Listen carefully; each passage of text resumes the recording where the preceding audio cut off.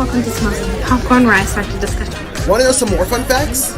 Isn't it awesome to see some of your favorite content creators and favorite people, honestly, that you follow here on this app, be a part of this amazing community called the Nerd Initiative? Welcome to Fandoms, a show from every fan's point of view, brought to you by the Nerd Initiative Network. Here's your hosts, Tony and Michael. All right. Well, welcome to Fandoms Episode 9. I am speaking because I know that my microphone is turned on this time. Sure? So I'm pretty sure that pause when I said I'm speaking and I paused is because I'm like, wait a second, I don't know if I'm seeing movement. But yes, I do have audio, and so do you. We are good to go. This first show of the year. Happy 2023. How's it going? I mean, where did the holidays go, right? Like, that's what COVID will do to you. Yeah, we all were sick over the holiday. I had a kitchen fire on top of that. It was a rough holiday, but it was nice. Towards the end, it was nice. I had a birthday, had fun, got to relax. How was your holiday? It's better now. let me preface by saying this. COVID's no joke. Yes, some people can go through it and have no problems at all. My kid was through it like after 4 days. For me, I am still like today I was off. I literally slept for hours as soon as I got home from dropping my wife off at work. And so like, I would say I'm maybe like 85-90% better. But it's going to linger for a while. But it was like, I went through a week of just feeling awful. And then I was better for like a day and a half. And then all of a sudden I got worse and I had bronchitis afterward. It wasn't fun. And the brain fog, I think, is the worst out of all of it. Like you really do. It's just hard to think. It's hard to do anything. Yep. No one's mistaken me for the sharpest, pencil in the box anyway. And so it was 10 times worse where I was like, you're just forgetting things, and it's not fun. I mean, again, I always say the bottom line is this, like people always, wherever side of the fence you stand on this, and we're not going to get political or whatever. Do you want to go out and get a flu? Like, no, right? And this is a flu that's much more contagious and stronger and can be deadly for certain people with pre-existing conditions. So like, I don't want it if I don't have to get it. Yeah. See, like I was the kind of guy, like I would get flu shots and I'd get sick after them. And I'm like, it's no joke. That's a joke. I'm not going to do it anymore. And so I stopped doing flu shots. And then all of a sudden I went somewhere and we all got, I think it was swine flu. Like it was the H1N1. And it was like 2 weeks, like terrible. And so like I'm vaccinated. And yes, I did get COVID, and I'm glad because I got the vaccine, because I imagine it would have been a whole lot worse for me because I have like lots of pre-existing conditions. But what cracked me up was when you were telling me about the COVID brain when the fire happened. Because if you want to just go ahead and say it, because it cracked me up when you explained it. So yeah, I guess we're telling the truth, right? If you don't want to, I will. No, I mean, look, in hindsight, I still don't think we handled it as well as we could have handled it. Essentially, what happened was, a toaster oven went up in flames, and our, handling of it post was, we really didn't do much. We waited to kind of get a fire extinguisher up, and I remember just staring. This is what maybe you were laughing at. I remember just staring at the fire as it caught onto the cabinets. And because I was, again, racking my brain, thinking like, will something pop into my brain that I've learned along my life in my 40 years of like what to do? And I knew what not to do. So I knew as, this fire was going from this toaster oven to, I started to see the bubble up of the cabinets and whatever, the laminate and whatever. I'm like, well, I know not to put water on it because that's dangerous. Let's not do that. And I'm just sitting there. And it's like literally in my head, you could put Dust in the Wind playing in the background. And I'm just like watching as it just catches on fire. And the only thing I did was like, I was very adamant. I yelled at my wife to get the dog, get out of the apartment. She did. And then I just kind of stared. And I tend to I get very, very, very, I found this out a long time ago. I don't get like nervous. Like my energy doesn't go up when I get nervous. It goes down, and I get very mellow. And so that was me just staring at this fire, and just trying to go through my head. What can you do? What can you do? What can you do? We didn't have a fire extinguisher. We do now. We have one of those little mini ones. And they came in and they put it out. And the cleanup was worse than anything else. But I saw the pictures. It's terrible. Like 5 minutes, just like, like all we are is dust in the wind as this fire's like catching on, and like my life's flashing before my eyes, and I just kind of was sitting there looking, and I was like, well, maybe this is how I go. Well, just as a positive note, and this is something like, if you're watching this show, you may not be outdoors inclined, which I'm not normally, but there is one thing that we've learned. Michael has learned it firsthand. And then I remember watching, I think it was a video about it like a long time ago. If you ever want to go camping and you're worried about accelerant for your fire, just get corn chips, like tortillas, like Tostitos. They will light on fire, and they are great accelerants. And if you get them close to a heat source, they will burst into flames. So, it's one of those things. So don't go buy that expensive kindling. Just throw a bunch of tortilla chips on the fire and it'll get it going. And the funny thing is, like about a month ago, I had like this gift card to spend on like whatever. It was like at work, I'd gotten these points for like, people thank you with like certain points within the company or whatever. And one of the things that I was like bringing up, I was like, hey, what about an air fryer? I've heard great things about air fryers. And my wife was like, I don't know. We ended up getting like a gift card to some restaurant where we probably will never go to. And now we have an air fryer instead of a toaster oven, because toaster ovens, like, apparently they are not the safest things in the world. So we have a toaster just for bread, and then a toaster, and then a air fryer for everything else. And it's amazing. It is a life-changing. There's like groups and stuff out there. The French fries for bacon, for whatever. It is epic. So yeah, we are part of that obsession now. Now we gotta get you on the Instant Pot though. That's the thing though. Yeah, Instant Pot. You're about like 6 years behind, I think, when it comes to trends. So like the air fryer was the thing, and then the Instant Pot. I was just the got thing. on Twitter. Let's do this. No, I'm just kidding. I've been on Twitter. Exactly. What is this internet? I feel like this internet. Yeah, the internet's a fad. I don't think it's gonna do it. I remember. What was it? When I was at work, this person kept calling it it's like when you go onto the internets and you do this, and like she was explaining somebody how to go on the website to do something for work, and I'm like, please stop calling it the internets, because people are going to think you're crazy or that you don't know what you're talking about, because you don't. Like, you fake it till you make it. And she just didn't understand it. She called it the webs, the internets. So we got to look at the origin, like, and I'm starting to do this now too. What is the like? What's the story behind the reasoning behind adding the as you get older? Like, that's what I want to know, because I've done on the phone too, where I'm talking to someone, I'm explaining something, and I'll be like, yeah, when we get on the YouTube, and I'm like, and I catch myself doing it. I wonder what. I'm not there yet. For that. I'm not there yet. Why? But why did it's not like I can't. There's things I can fathom. Like, as I get older, I mean, look at the shirt I'm wearing. I'm wearing a Vin Diesel Fast and the Furious shirt. So like when you're younger and you see like an old man wearing like, well, you could just say that that's because of the post-COVID, that you still have a lack of taste. Yeah, well, that's fine.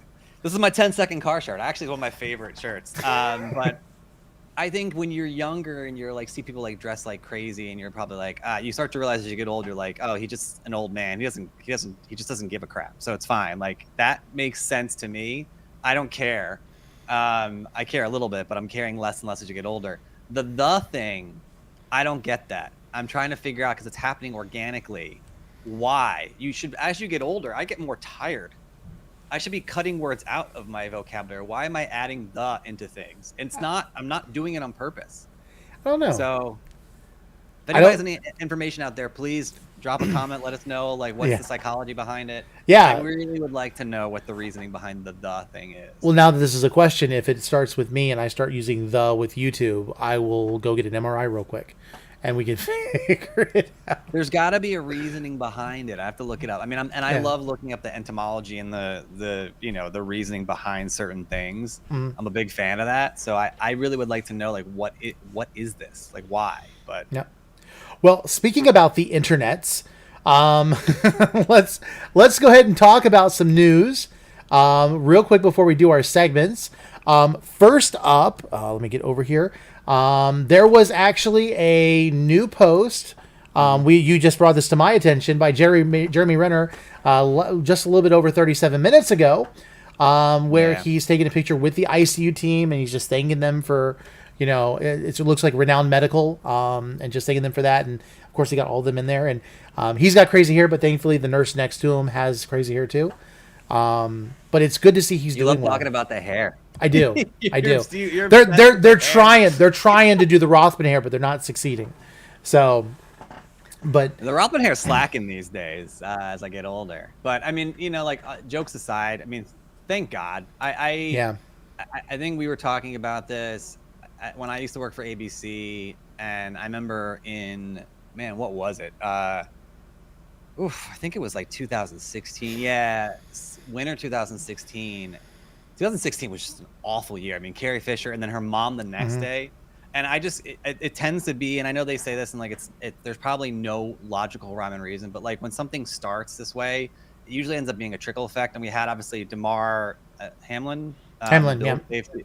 I mean, so many, and he's doing better. Today he addressed his team for the first time. So I mean, I'm just really glad to see that Jeremy Renner's doing better. We didn't lose, a great quality actor, one of our favorites, like in something tragic at the beginning of the year. And then it always feels like, and I'm sure it's not, and again, I know this is not true, but it always feels like once the domino hits it, and then just like, it's just heart wrenching. So I'm just glad that he's doing better. He seems to be okay. He's probably going to be affected for years, if not his life, with his leg and everything, but yeah, he's alive. His family has him back, thank God. So that's all I can say. Like, well, it was like anytime you have individuals that are just like the situation he was in, he was doing something good, helping a car out of a ditch. The plow rolled back on him, like severely injured his leg, bleeding a lot, injured his chest, which was part of the reason why he had to do multiple surgeries. It immediately brought me back to Anton Yelton. I'm thinking I'm pronouncing his name properly. He got out of his Ford Escape.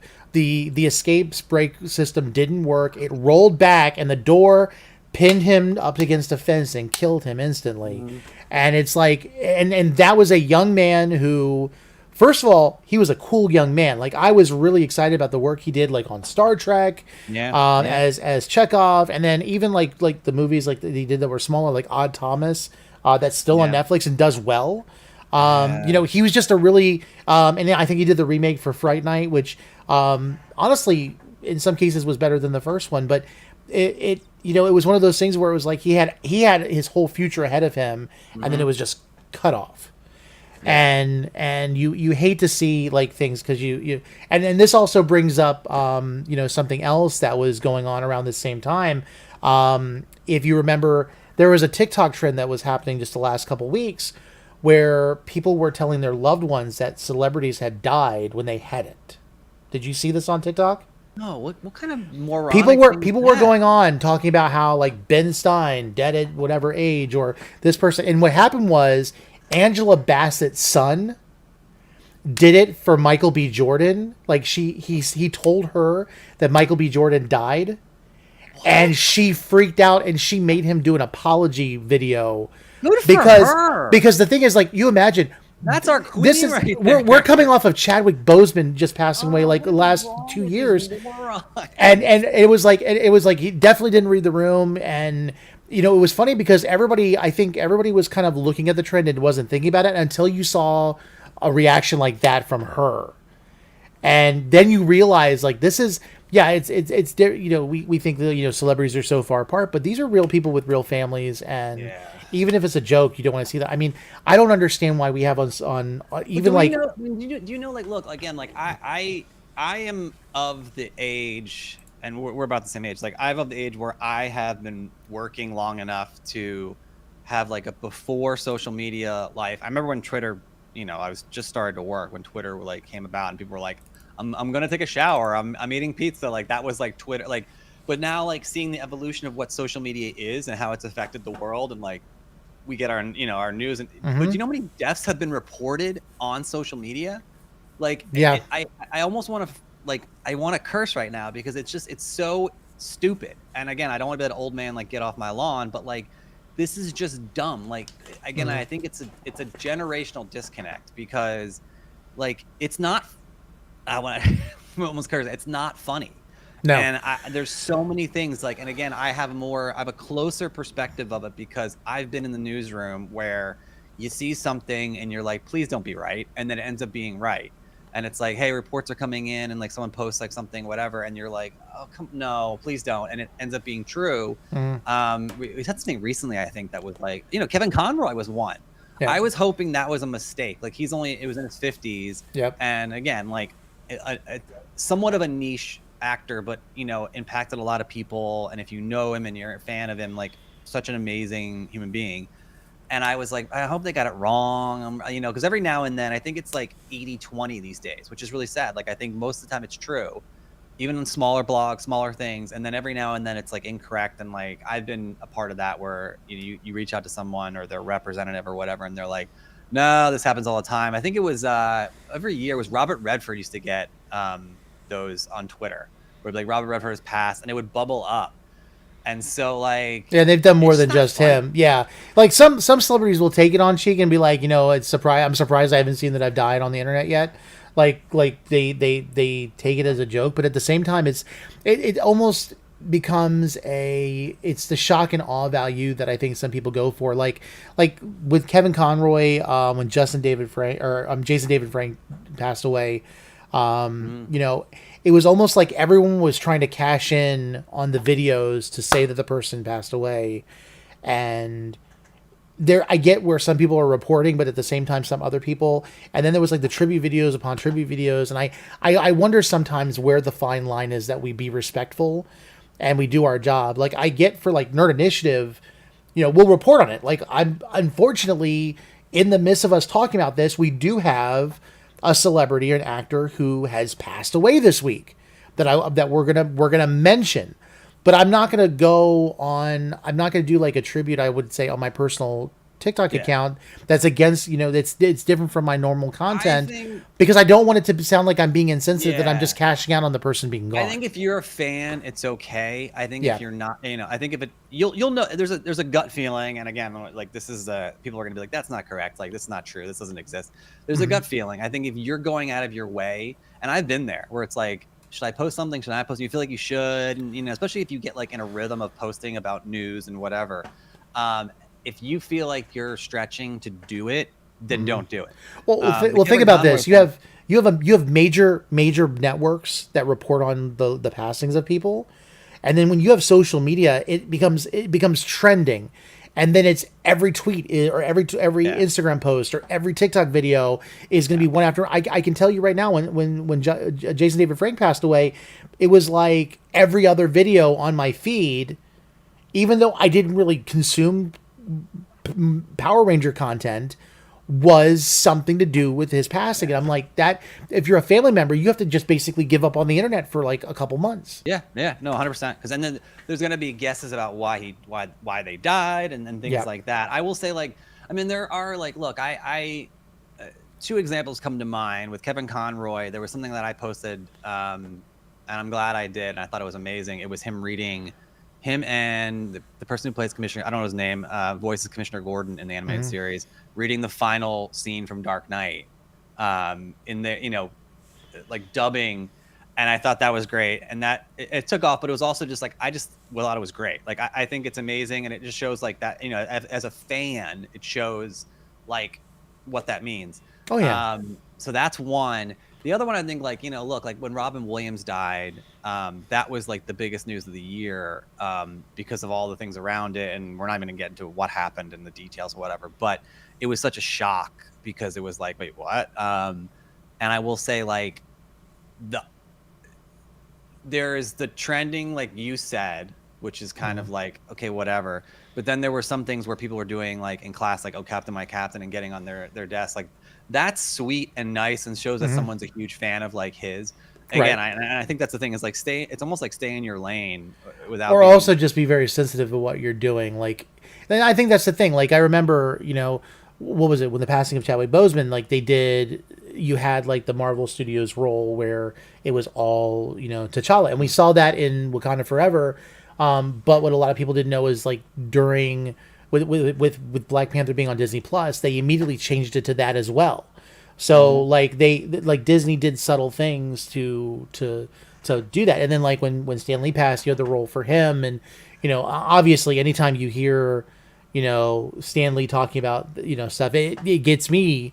I don't want to say too emotional, but at the same time, it's just like, I wish I would have been able to have known him more than just that short, conversation that I had.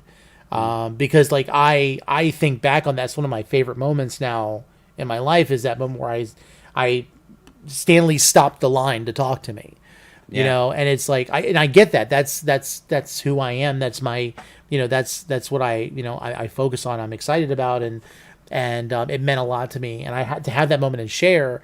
It's like when you have somebody that you feel like you're close to, and again, like some of these celebrities, especially some of these voice actors and people, you've grown up, seeing them do these things or write these things. It's like when George Perez passed away.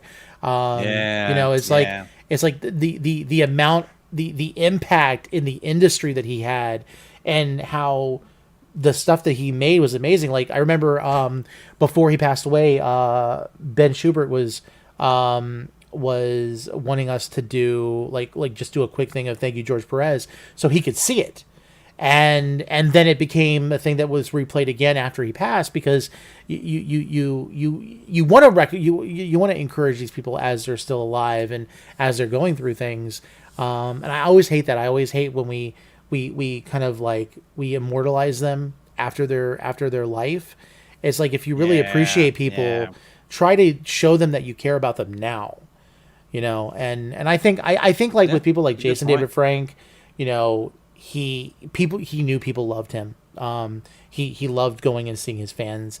I met him once and got to shake his hand and everything else. I wasn't like a huge fan, but I appreciate just that interaction with him, and he loved it. And it's like Robin Williams. Sometimes it's the funniest people that hurt the most. And it's like those are the things that we need to remember. Those should be reminders of us to reach out and go and give love to those people that are still with us. So, well, I will, again, I think I've told this story before, and then we can move on from this, but I will say, like, this is the thing you should take away from it, right? Like, obviously I'm a Kevin Conroy fan, I'm a Batman fan, like, Mark Hamill, a lot of people involved, I think, and I'm just more a fan of Kevin Conroy as a person. And I loved what he did with his, personal comic book that he came out with, now it's last summer, about, him being part of the LGBTQ community. And, I just thought that was amazing.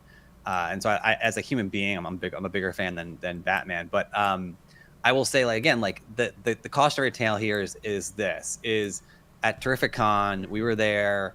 It wasn't too packed. The lines weren't that crazy. Actually, Jason David Frank might have been there as well, which is nuts.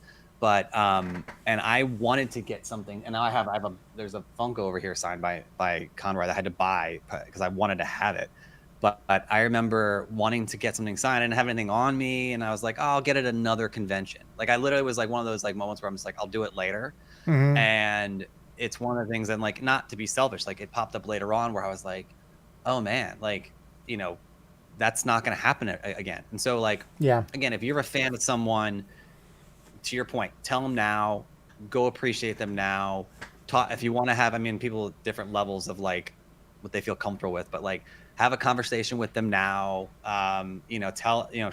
Share what they mean to you now, and don't wait, because you just never know. Like you brought up Anton Yelchin, just freak accents like that. It's really sad and scary. And so, I think that's the big thing. And I think, with Renner, getting back to what we, started talking about in the first place with Renner, I think he's seeing like how much people love him with the responses he's gotten.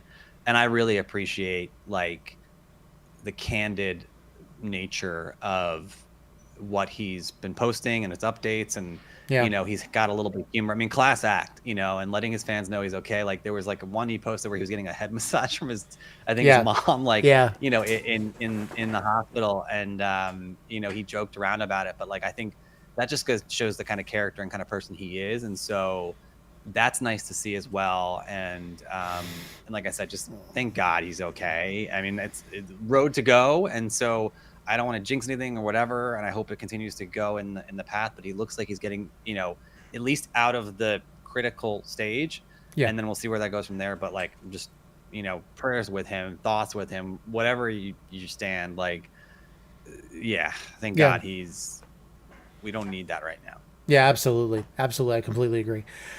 So with that said, we do have someone that has passed away this week that we're just going to briefly mention here.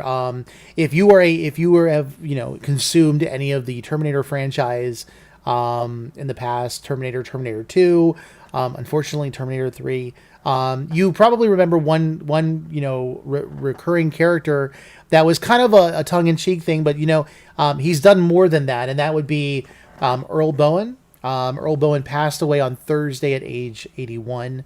So he was with his family. It's kind of it.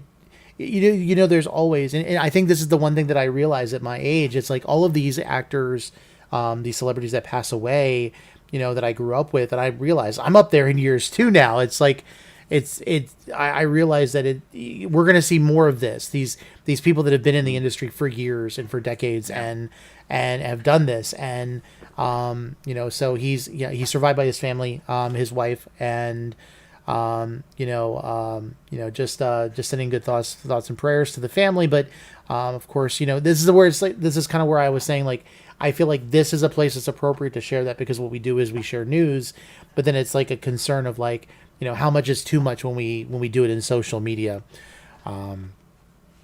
Yeah, I mean, I think in this case it's a really good example. If I know of him, I'm not a fan, like I don't know past Terminator, like whatever. If I was to put like a montage of go on and screen record a montage and post, on TikTok or YouTube or whatever, it's it's gratuitous. You're looking for clicks, you're looking for views, that kind of a thing, and so that again, there's a fine line. You just got to go with your gut and your heart and follow what feels right. And if it doesn't feel right and it feels like you're, and even and I will say the last thing, I will say this because I don't want to drag it on too long. I will say too, like, it may be right, it may not be the right time now if you are a fan. So don't feel, there's always that feeling of like I think it's weird with social media when people like pass and like there's things trend and whatever. You feel compelled to share your personal story. And I mean, even when my grandfather passed, I remember, I wrote something. That was I think it was a couple days after he passed, because like I needed time to go through all that stuff. Mm-hmm.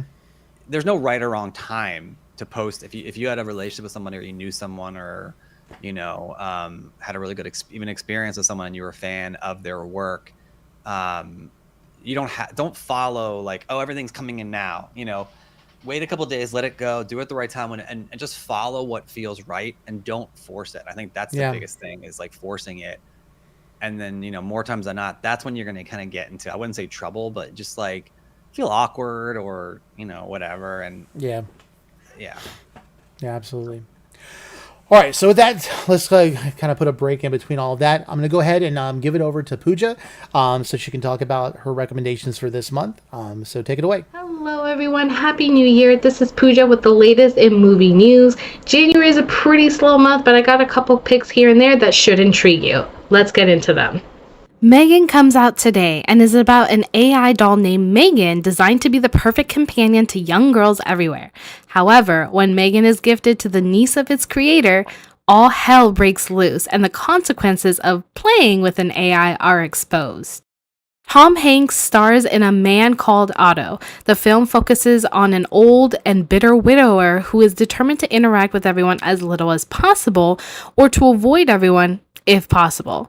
When he meets a young pregnant woman who doesn't tolerate his grumpy attitude, his life begins to change for the better. Well, that's all that I have for this week. Thank you so much for tuning in. Back to Michael and Tony.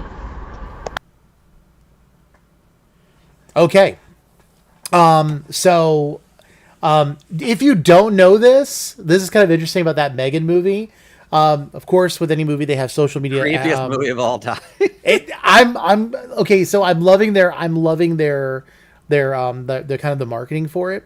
If you go onto Twitter and you go to the Megan social media feed and you DM her, she will talk to you.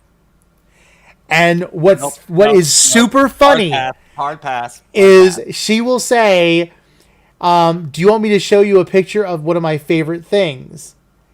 And she goes, can you guess what it is? And so I did it, and this is what she sent. Hard pass. Freaky, that is scary. I want nothing to do with that. Like, and if you go back later on, it's like, hey, how have you been? I've missed it. No. I mean, I remember when Sam Jackson came out with Snakes on a Plane, there was a number you could call. I mean, this is also a while ago, where he would, I guess he could leave you, I think it was like a specific voicemail or something. You'd say your name and he'd be like, Johnny can't come to the phone, mother effer. We got snakes on a plane, or whatever it was. And I think it did your voice. That's okay. That's funny. You know, it's great. It's playing up Sam Jackson. I want nothing to do with that creepy shit. I'm sorry. I'm gonna curse. Like, that thing gonna possess my phone. Is gonna come to my house. Like, I want nothing. And I know my wife feels the exact same way. And oh, you know what? When it comes out, we gotta watch it. We have to watch it together. That's got to be like a stream. I don't know, man. That's one thing I don't. Okay, so my mom tells the story differently, but in my mind, this reminds me of Child's Play. Yeah. And I've told this. I think I've told you this story before. I know I've told some people. I personally believe that my uncle rented the movie and brought it to our house because I had my Buddy doll. You know, the doll that kind of was like the inspiration to the Chucky doll. My buddy and me. And so I'm exactly like let's get boys into dolls and mind you, I've got like 6 scale figures now. That makes perfect sense. But anyway, it's like, you know, I personally remember watching this film, holding this doll, and then all of a sudden it clicked. And I remember, like, if you grew up in the 80s, in the early 90s, you probably had pillows in your living room that you could lay on the floor. Like, that was just a thing that, you know, I don't know if it's just with white people, but, you know, we had them. And I remember I picked up the doll during the movie and laid the doll down on the pillows. And I remember that was the last time I have any memory of the doll whatsoever until I found it in the storage room when we were cleaning things out, and it freaked me out. Now my uncle also did the thing where he actually bought a Chucky doll and he put it in a shoebox, and he convinced my mom he bought her shoes for Christmas. And when she opened it, it came up with a knife. But, you know, like I remember that. My mom says that didn't happen, but I remember it. So either it traumatized me enough to think that way, but I'm just going to go with it. And further, so for Pooja, I know this will annoy Pooja. So in thanking her for showing that movie, I know she had enough of this. My favorite Funko ever is they've made a Funko of the goats from Love and Thunder. So yeah, that's for Pooja, because I know she was getting annoyed with these goats. Oh, that's hilarious. In response to her, that stupid movie Megan that I will not be watching and looks ridiculous. Oh no, I think that's going to be team building at C2E2, but we'll talk about that later. I'd rather see Otto. Tom Hanks is a treasure. Or Cocaine Bear right now, and that's fine. Or Cocaine Bear. Or we could watch the Winnie the Pooh horror film. I want no part of any of this. Oh, bother. Part of any of this. On a good note, I guess, a lot of people were assuming that Netflix was selling a specific studio that it made a show that was actually a social media trend this year or this last year, and we did get confirmation today that the Wednesday Addams or the Wednesday Show on Netflix is going to return for a season 2. And so it survived kind of the Netflix curse of like first seasons. Mm-hmm. You know, we've lost a lot of films. In fact, there was one on Netflix called Daybreak that I thought was really cool. It was like all these teenagers surviving the apocalypse. And honestly, it could have gone to season 2, but they never did it. But I'm excited about this because, you know, other than the dance with your hands thing, you know, it was a good show. I enjoyed it.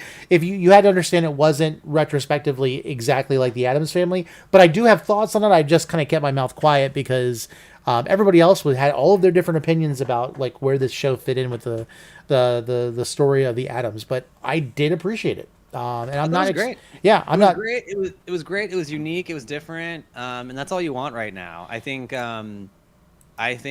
outside of that, when you were talking about like some of the shit, you know, the curse, and I think we're gonna see a lot of this right now. I think there will be the cream that rises to the top. Like, you know, Wednesday's been great. Mm-hmm. I'm trying to think. I'm drawing a blank right now. There's so much out there. That's the whole thing. There's so much out there. I mean, I think, you know, you have the ones that are like that are mainstream. You have the Marvel shows. You have things like that as well.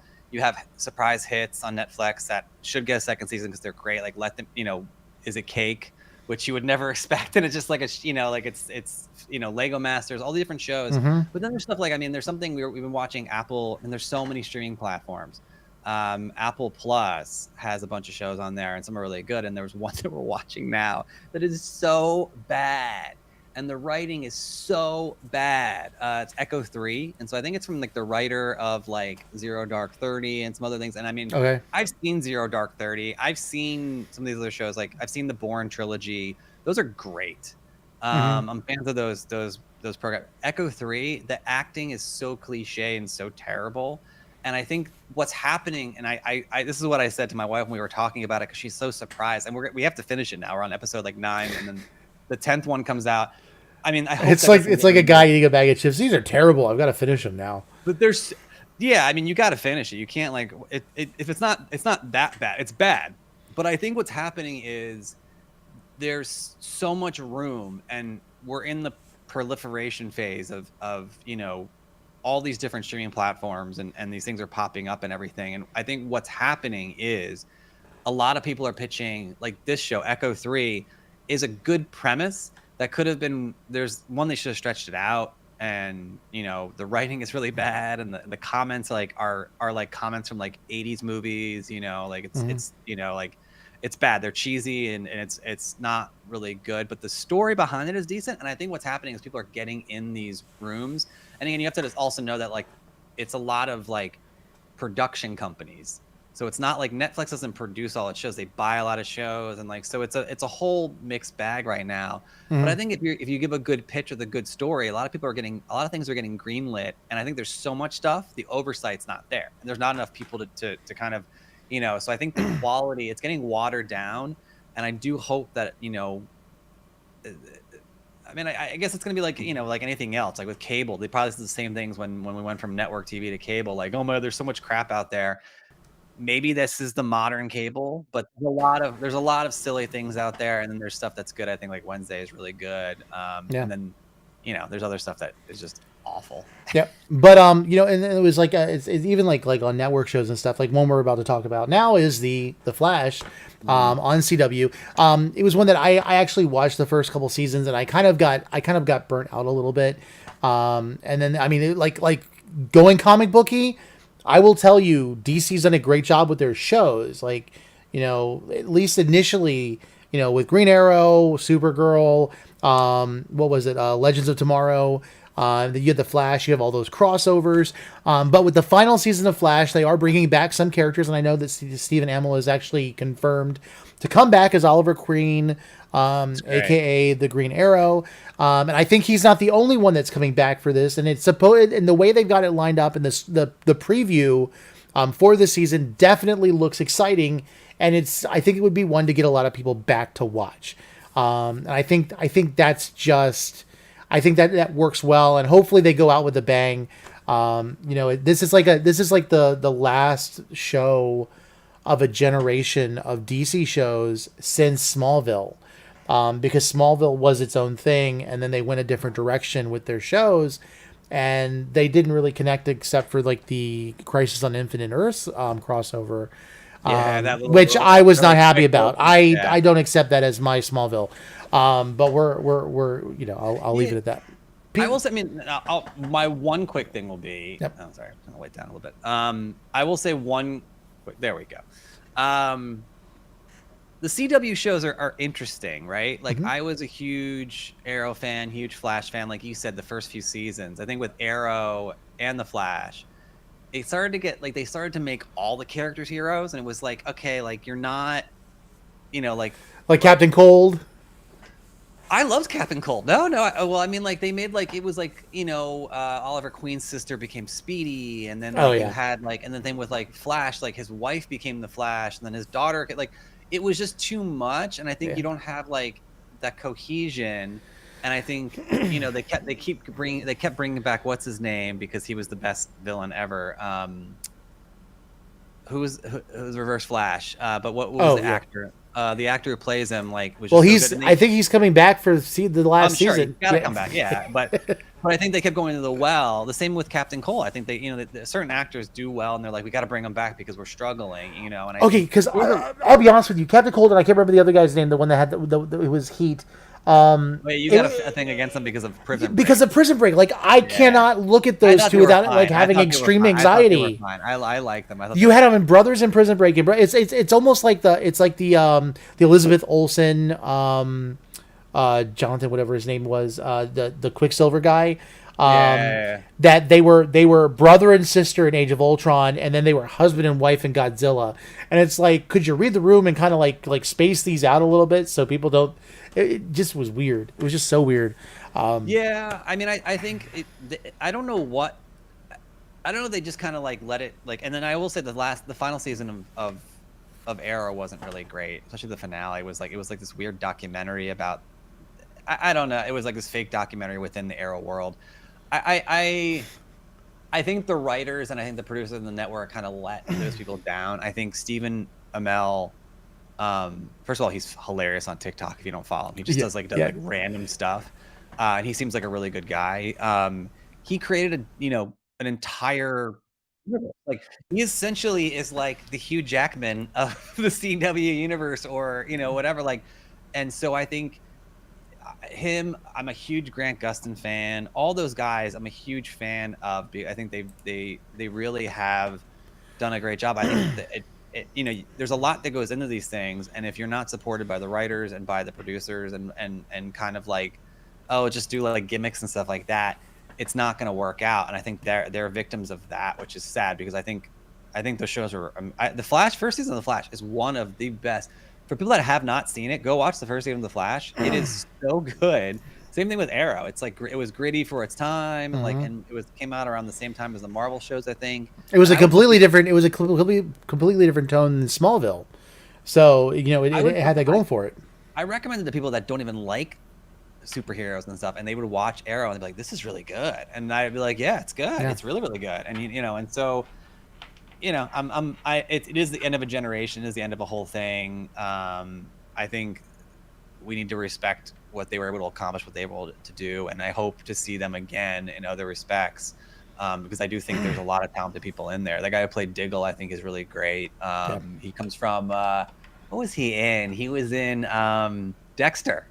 Oh yeah. He's a really good actor. That whole universe has Mark Hamill as the Trickster. Come on, like, it doesn't get much better than that. And so I think a lot of really good people in there. And I hope that, I don't really see them a lot of other places. I hope we see Grant Gustin somewhere else.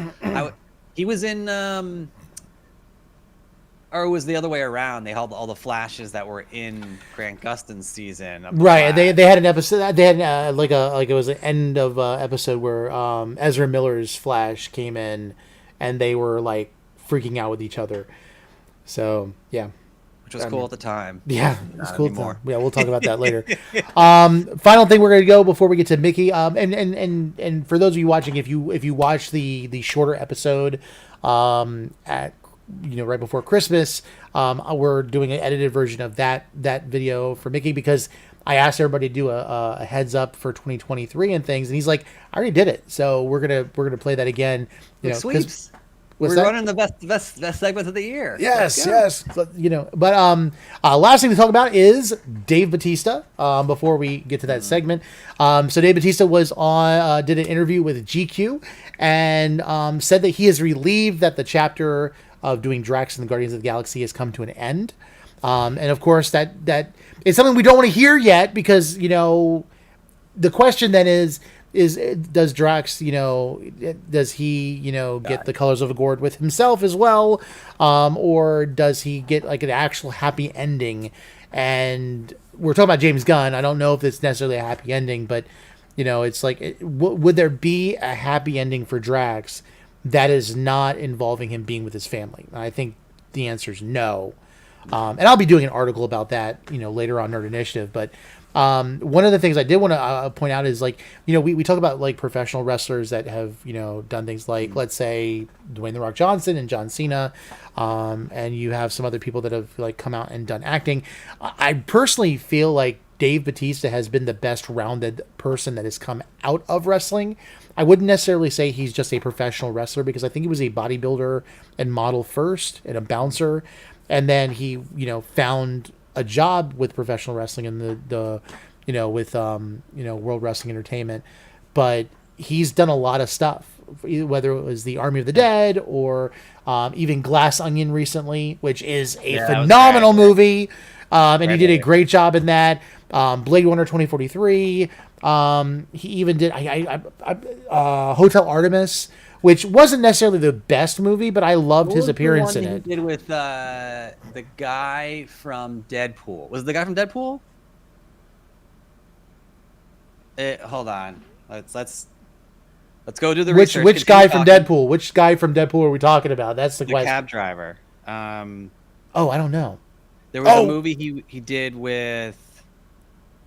Hold on. I think I could have sworn he did My Spy. He's in Dune. I forgot about Dune. Yeah, Dune's right up there. He's in a lot of stuff. In fact.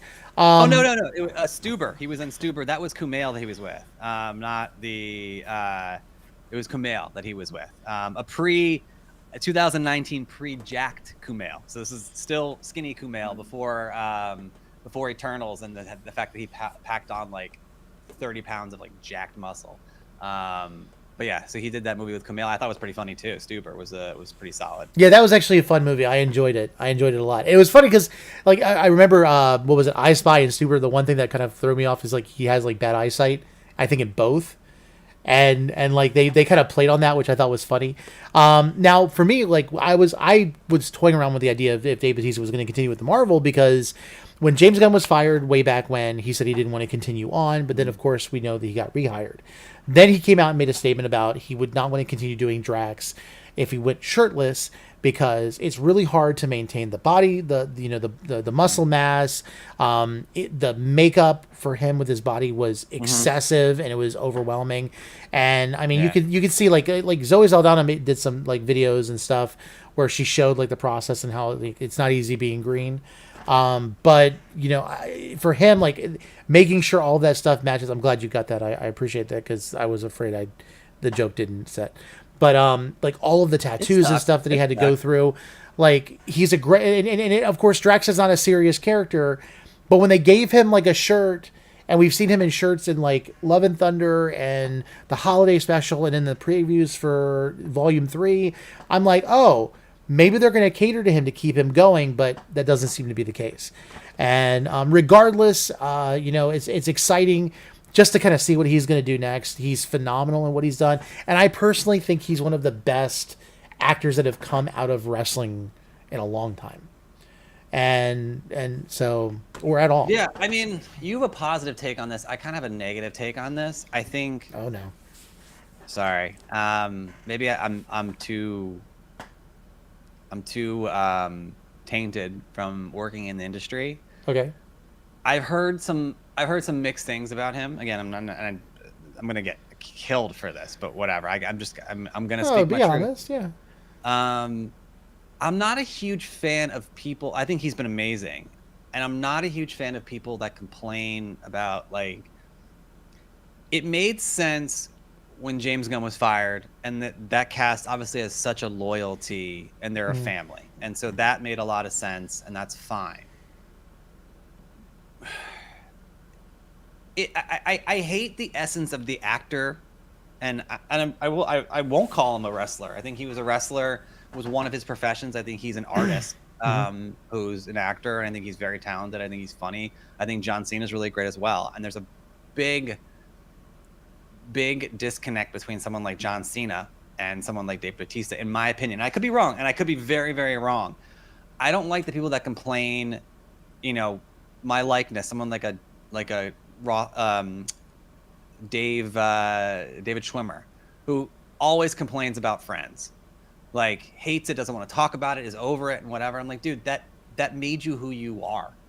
And I don't really take it positively when someone, I think the quote that everyone's picking up is like, it wasn't all good, is what he said about his time at Guardians. And I'm like, yeah, but you were, we're talking about a pandemic, and we're talking about this, and we're talking about this coming up, and there's so many things going on in the world, and like Jeremy Renner getting run over by like a snowplow, and like, you know, all these different things that are happening in the world, and like, you know, you dressing up and putting on makeup and hanging out with friends and all quality people on the set. This isn't a Joss Whedon, Ray Fisher situation where you have a horrible person.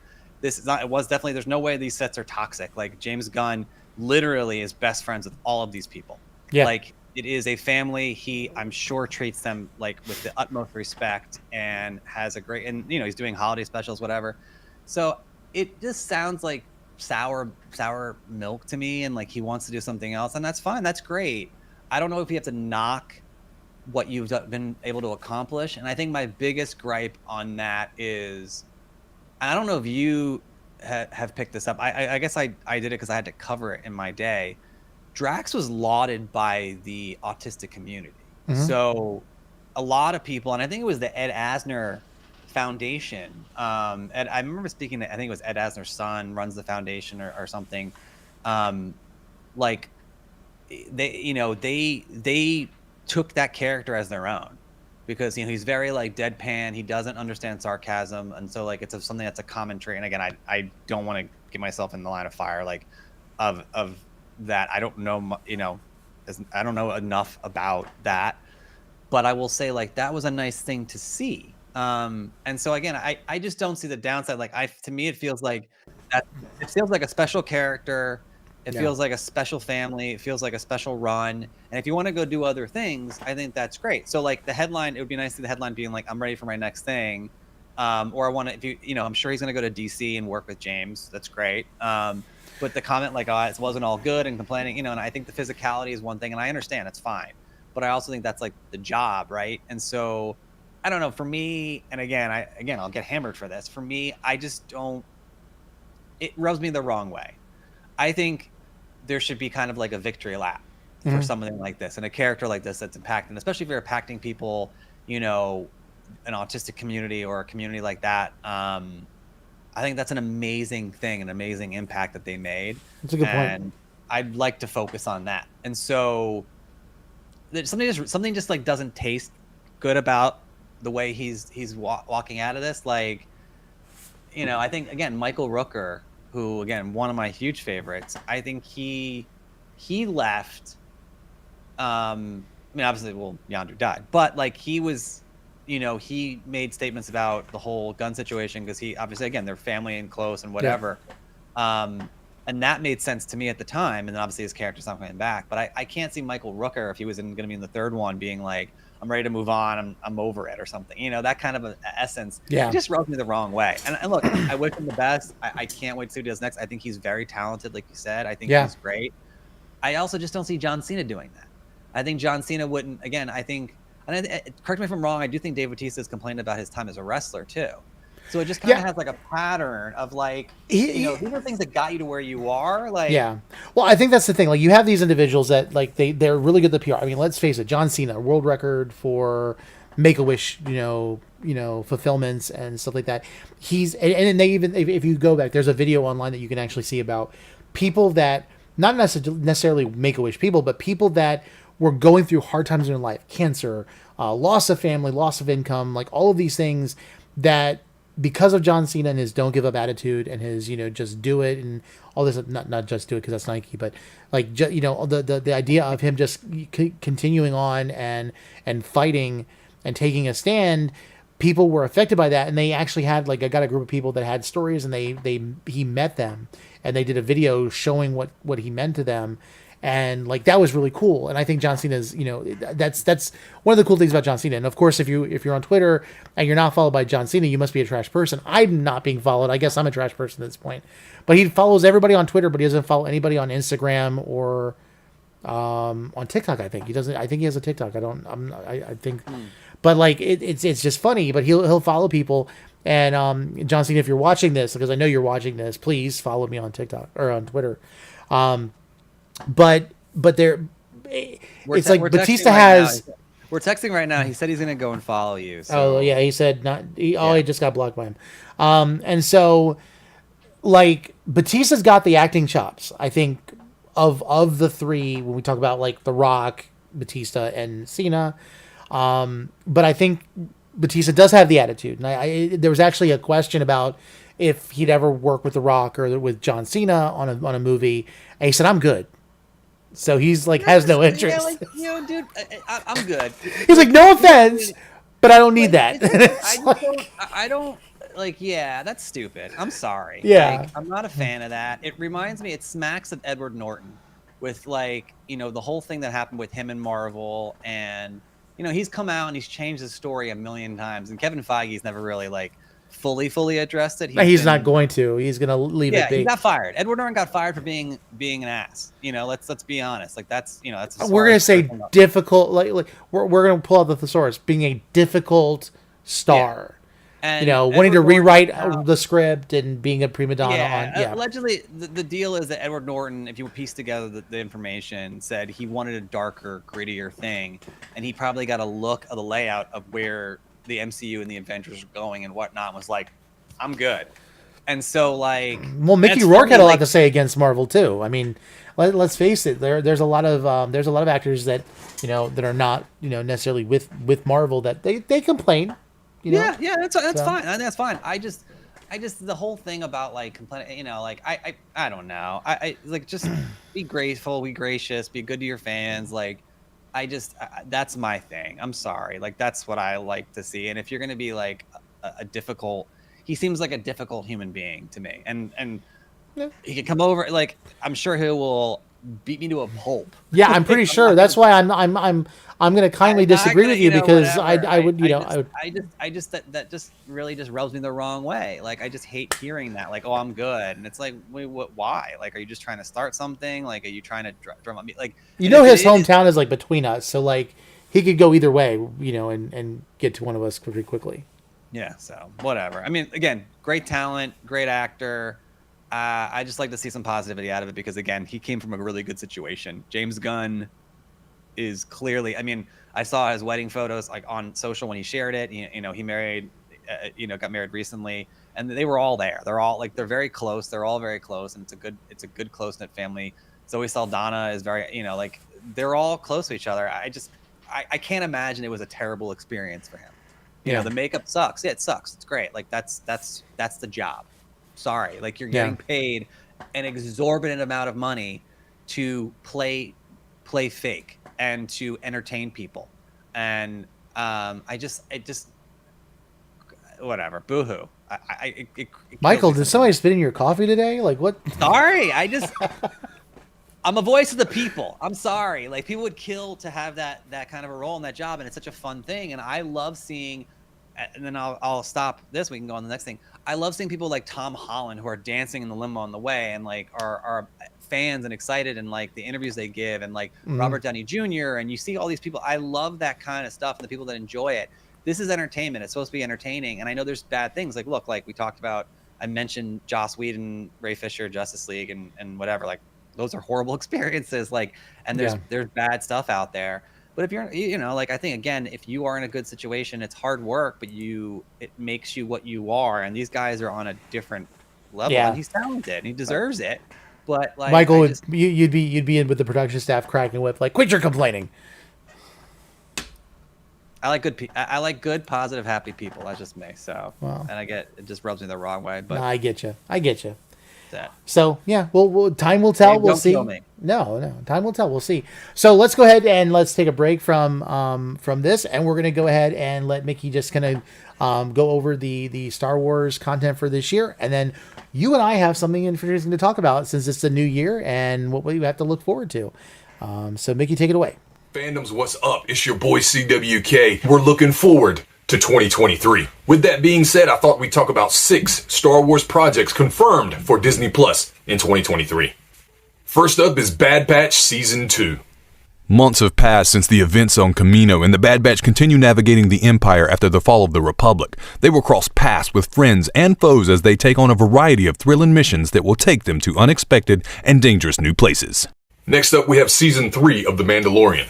Din Djarin has reunited with Grogu. Meanwhile, the New Republic struggles to lead the galaxy away from its dark history. The Mandalorian will cross paths with old allies and make new enemies as he and Grogu continue their journey together.